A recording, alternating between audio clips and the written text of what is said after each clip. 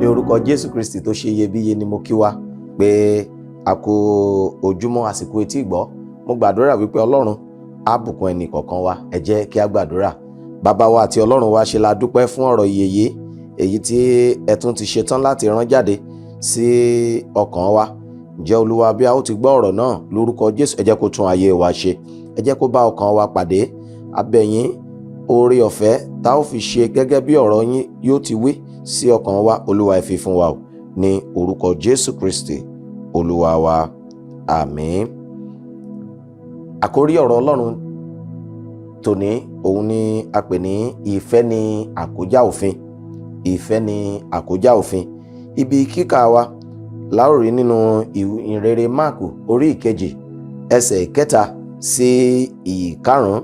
Máàkù orí ìkejì ẹsẹ̀ ìkẹta sí ìkarùn-ún, tí ó kà báyìí wípé wọ́n sì wá sọ́dọ̀ rẹ̀, wọ́n gbé ẹnìkan tí ó lé ẹgbàtọ́ wá, ẹni tí mẹ́rin gbé. Nígbà tí wọn kò sì lè súnmọ́ nítorí ọ̀pọ̀ ènìyàn, wọ́n sì ṣí òrùlé ilé níbi tí ó gbé wà. Nígbà tí wọ́n sì dá a lu tán, wọ́n sọ àkéte náà kalẹ̀ lórí èyí tí ẹlẹ́gbà náà dùbúlẹ̀. Nígbà tí Jésù rí ìgbàgbọ́ wọn, ó wí fún wọn ẹlẹ́gbà náà pé, ọmọ, adarí ẹ̀ṣẹ̀ rẹ jì ọ́. Bákan náà, ìhìnrere tí a ti ọwọ́ Mátíù kọ sílẹ̀, orí ìkejìléníogún ẹsẹ̀ ìkẹrìndínlógójì sí ẹsẹ̀ ogójì. Mátíù orí ìkejìlélógún ẹsẹ̀ ìkẹrìndínlógójì sí ẹsẹ̀ ogójì. Ṣùgbọ́n nígbà tí àwọn Farisí gbọ́ pé ó pa àwọn Sadusí lé ẹnu mọ́, wọ́n pe ara wọn jọ. Nígbà náà lé ọ̀kan nínú wọn tí í ṣe amòfin dán án wò, ó sì bi í léèrè ọ̀rọ̀ kan pé, olùkọ́ni, èwo lí ṣe àṣẹ ńlá nínú òfin? Jésù wí fún un pé, kí ìwọ kí ó fi gbogbo àyà rẹ, gbogbo ọkàn rẹ, àti gbogbo inú rẹ, àti gbogbo agbára rẹ fẹ́ Olúwa Ọlọ́run rẹ. Èyí lé òfin kìíní àti òfin ńlá. Èkejì sì dàbí rẹ̀, ìwọ fẹ́ ọmọnìkejì rẹ bí ara rẹ. Nínú àwọn òfin méjì yìí ni gbogbo òfin àti àwọn wòlíì rọ̀ mọ́. Ẹ̀yin ọmọ Ọlọ́run, tí a bá rí ohun kan tó ṣe pàtàkì tó sì ṣe iyebíye nínú àwọn àmúyẹ níwájú lọ́kàn Ọlọ́run, ìfẹ́ ni àkọ́kọ́. Nítorí pé nínú ìwé episteli kínní ti Jòhánù sí ènìyàn gbogbo orí ìkẹrin ẹsẹ̀ ìkẹrìnlá, ó jẹ́ kó yé wa wípé ìfẹ́ ni Ọlọ́run. Ẹnikẹ́ni tó bá sì ń gbénú ìfẹ́, ó ń gbénú Ọlọ́run. Ọlọ́run pàápàá ó sì ń gbé inú rẹ̀. Tí a ó bá ṣe àtúpalẹ̀, kí ni ìfẹ́? Ìfẹ́ jẹ́ ààyò ọkàn sí ohun tí ènìyàn fẹ́ràn tàbí tí ó nífẹ̀ẹ́ sí. Ìfẹ́ tí ènìyàn fi hàn sí nǹkan tàbí sí ẹnì kejì rẹ̀. Nínú ibi tí a kàyé, a rí nínú ìhìnrere Máàkù, a rí àwọn arákùnrin mẹ́rin yìí tí wọ́n fi ìfẹ́ hàn sí arákùnrin wọn eléyìí tí ó wà ní ìdùbúlẹ̀ àìsàn.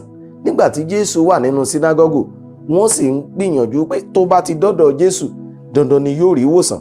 Wọ́n gbìyànjú láti gbé e débẹ̀, ṣùgbọ́n sí ìyàlẹ́nu, kò sí ààyè, kò sí ọ̀nà, nítorí pé èrò ti ṣùrù bo Jésù níbẹ̀. Wọn ò ráàyè wọlé, wọn ò sì padà, bẹ́ẹ̀ ni wọn ò jẹ́ kí ìgbàgbọ́ wọn ó yẹ̀. Wọ́n pinnu láti gbé e wọlé, ṣùgbọ́n ọ̀nà mìíràn. Wọ́n lo ààyò ọkàn tí wọ́n níyẹn láti wò pé kí làwọn ó lè ṣe. Wọ́n wá lọ láti gorí òrùlé, láti ṣí òrùlé kí wọ́n ó lè sọ̀ ọ́ kalẹ̀ síwájú Jésù. Èyí ló mú wọn lọ́kàn wípé arákùnrin wa yìí ó gbọ́dọ̀ rí ìwòsàn lónìí. Tí n bá máa bi wá léèrè, irú ìfẹ́ wo làwa náà ní sí ọmọnìkejì wa? Ọ̀pọ̀lọpọ̀ ló nífẹ̀ẹ́ lónìí. Ìfẹ́ tí wọ́n ní, ìfẹ́ dábẹ̀ yan ọ̀kan ni.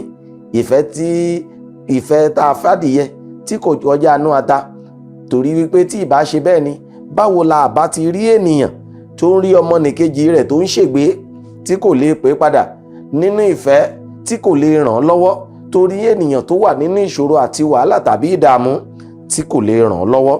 Nínú episteli kínní Paul aposteli sí àwọn ará Kọ́ríńtì orí ìkẹtàlá lẹ́sẹ̀ ìkíní níbẹ̀, ó ní bí mo tilẹ̀ ń fọ onírúurú èdè bíi ti áńgẹ́lì.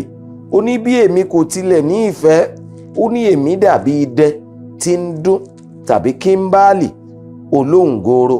Ó ní bí mo ní gbogbo ẹ̀bùn ìsọtẹ́lẹ̀ tí mo sì ní òye ohun gbogbo àti gbogbo ìmọ̀, bí mo sì ní tó bẹ́ẹ̀ tí mo lè ṣí àwọn òkè ńlá nípò, tí èmi kò sì ní ìfẹ́, ó ní èmi kò jẹ́ nǹkan. Bí mo sì ti ń fi gbogbo ohun ìní mi bọ̀wọ̀ fún àwọn tálákà, tí mo sì ń fi ara mi fúnni láti sun, tí èmi kò sì ní ìfẹ́, ó ní kò lérè kan fún mi. Ẹ̀yin ará mi olùfẹ́ ọ̀wọ́n, bí kò bá sí ìfẹ́ nínú wa, ohun gbogbo yòówù ká máa ṣe asán ni yóò jẹ́.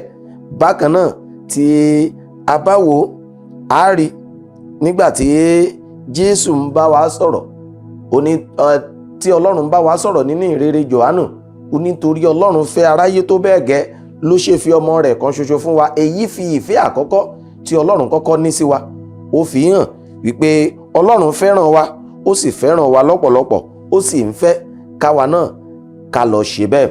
Tí a bá wọnú ìhìnrere Matthew èyí tí a kà yẹn, ẹ rí wí ọ̀kan lára àwọn Farisí nígbà tí wọ́n gbọ́ wípé Jésù ti pa àwọn Sadusí lẹ́nu mọ́, èyí tó jẹ́ amòfin nínú wọn, òun náà wá, ó ń dán Jésù wò, èwo gan-an lòfin? Jésù sì jẹ́ kó mọ̀ wípé méjì náà lòfin. Àkọ́kọ́, fẹ́ Olúwa, fẹ́ Ọlọ́run fẹ́ Ọlọ́run kí o sì fẹ́ ọmọnìkejì rẹ gẹ́gẹ́ bí ara rẹ. Èyí ni ohun tí Ọlọ́run ń retí lọ́wọ́ wa. Ìfẹ́ tí Jésù fẹ́ wa ló jẹ́ kó kú fún wa lórí igi àgbélébùú. Ìfẹ́ tó ní sí wa ló jẹ́ kó kú fún wa lórí igi àgbélébùú. Alábàjọ tí Jésù pàápàá ṣe fi ìfẹ́ rẹ̀ sí wa hàn nínú Ọlọ́run. Jésù wípé ní Jòhánù orí 13 ẹsẹ̀ 24, ó ní òfin tuntun kan òun ni mo fi fún yín, pé kí ẹ̀yin kí ó fẹ́ràn ara yín gẹ́gẹ́ bí mo ti fẹ́ràn yín. Jésù fẹ́ wa, ó sì ń fẹ́ káwa náà ká fẹ́ràn ọmọnìkejì wa. Tí a bá padà sí ní ìwé Kọ́ríńtì kínní yẹn orí 13, a ó rí níbẹ̀ láti ẹsẹ̀ 4 tí Pọ́ọ̀lù ń sọ àwọn àmúyẹ ìfẹ́. Ó ní ìfẹ́ a máa mú sùúrù, ìfẹ́ a máa ṣeun, ìfẹ́ kì í ṣe ìlara, ìfẹ́ kì í sọ̀rọ̀ ìgbéraga, ìfẹ́ kì í fẹ̀, kì í hùwà àìtọ́, kì í wá ohun ti ara rẹ̀, a kì í mú bínú, bẹ́ẹ̀ ni kì í gbèrò ohun búburú, kì í yọ̀ sí àìṣòdodo, ṣùgbọ́n a máa yọ̀ nínú òdodo àti òtítọ́, a sì máa farada ohun gbogbo. Ẹ̀yin ará mi olùfẹ́ ọ̀wọ́n, bí a ti ń wo àwọn àmúyẹ ìfẹ́ yìí, bẹ́ẹ̀ náà lọ́lọ́run ń retí lọ́wọ́ wa wípé káwa náà ká fẹ́ ọmọnìkejì wa. Ara ìfẹ́ ní ká rí kí ènìyàn kó wà nínú ìṣòro ká sì ràn án lọ́wọ́. Ara ìfẹ́ ní ká rí kí ènìyàn kó máa la ohun kan kọjá tàbí òmíì ká wà níbẹ̀ fún, yálà nínú àdúrà ni tàbí nínú ohun ìní. Ọlọ́run ń retí ká fìfẹ́ hàn síra wa. Ohun tá à ń rí lágbàáyé lónìí ó jẹ́ àpẹẹrẹ àìnífẹ̀ẹ́, nítorí bí ènìyàn bá nífẹ̀ẹ́ ọmọnìkejì rẹ̀ ni kò ní wọlé tọ̀ ọ́ lọ kó yìn ín níbọn tàbí kó jà á lólè tàbí kó ṣe é lọ́ṣẹ́. Ẹ jẹ́ ká fìfẹ́ hàn síra wa, ká fẹ́ràn ara wa. Èyí ni ìfẹ́ Ọlọ́run sí wa, torí pé Ọlọ́run ò ya ẹnikẹ́ni sọ́tọ̀ nínú wa, ó fẹ́ gbogbo wa ni. Jésù kú fún gbogbo ènìyàn, Ọlọ́run sì ń fẹ́ kí àwa náà ká fi ìfẹ́ yìí hàn. Ìfẹ́ jẹ́ ohun tó jẹ́ ayọ̀ ọkàn Ọlọ́run sí wa, ó sì ń fẹ́ káwa náà ká lọ láti lọ ṣe bẹ́ẹ̀. Mo gbàdúrà wípé oore ọ̀fẹ́ tá ó fi máa ṣe eléyìí tí ìfẹ́ yóò sì tún fi gbilẹ̀ sí lọ́kàn wa, Ọlọ́run yóò yọ̀ǹda rẹ̀ fún wa. Ẹ jẹ́ kí a gbàdúrà. Bàbá, dúpẹ́ lọ́wọ́ yín fún oore ọ̀fẹ́ tẹ́ fún wa yìí láti tún gbọ́ ọ̀rọ̀ yín wípé ìfẹ́ ni àkójá òfin. Jẹ́ a bẹ̀ yín Ọlọ́run wa, lábẹ́ bó ti wù kó rí oore ọ̀fẹ́ láti nífẹ̀ẹ́ ara wa jù bẹ́yìn Ọlọ́run ti fẹ́ wa pàápàá. Olúwa ẹ yọ̀ǹda rẹ̀ fún wa. Ògo ni fún orúkọ yín, ní orúkọ Jésù Kristi Olúwa wa. Àmín.